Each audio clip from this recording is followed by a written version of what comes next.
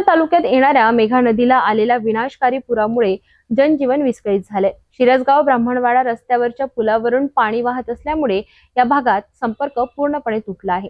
मागील 4 दिवसांपासून सुरू असलेल्या संततधार पावसामुळे शेतकऱ्यांच्या उभ्या पिकाचं मोठं नुकसान झालंय। अनेक गावांना या पुराचा मोठा फटका बसला असून जिल्हा प्रशासन आणि आपत्ती व्यवस्थापन पथक घटनास्थळी दाखल झाले असून पंचनामा करतात आहेत।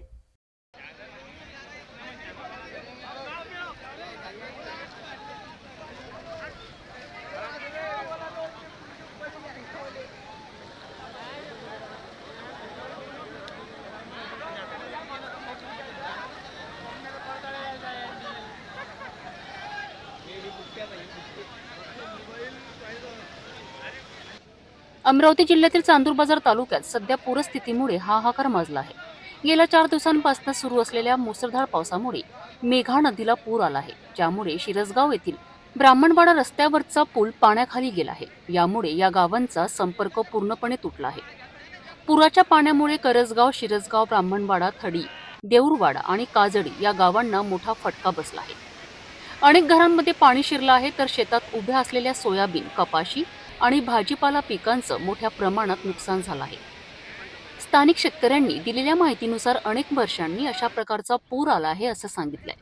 हातातोंडाशी आलेलं पीक डोळ्यासमोर नष्ट होताना पाहून शेतकरी हवालदिल झाले आहेत। प्रशासनाने तातडीने मेघा नदीच्या काठावर राहणाऱ्या नागरिकांना सतर्कतेचा इशारा दिला आहे आणि त्यांना सुरक्षित ठिकाणी स्थलांतरित होण्यास सांगितले आहे।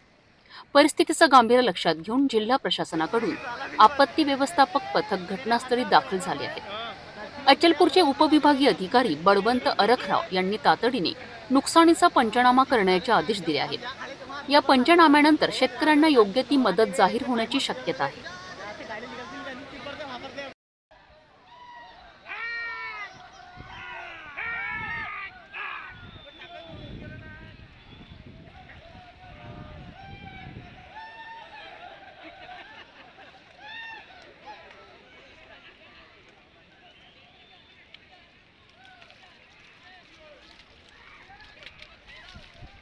तर होती चांदूर बाजार तालुक्यातील पूरस्थितीची माहिती। या नैसर्गिक आपत्तीने जनजीवन विस्कळीत केलं आहे, पण प्रशासन आणि स्थानिक नागरिक या संकटांचा सामना करण्यासाठी एकत्र येत आहेत।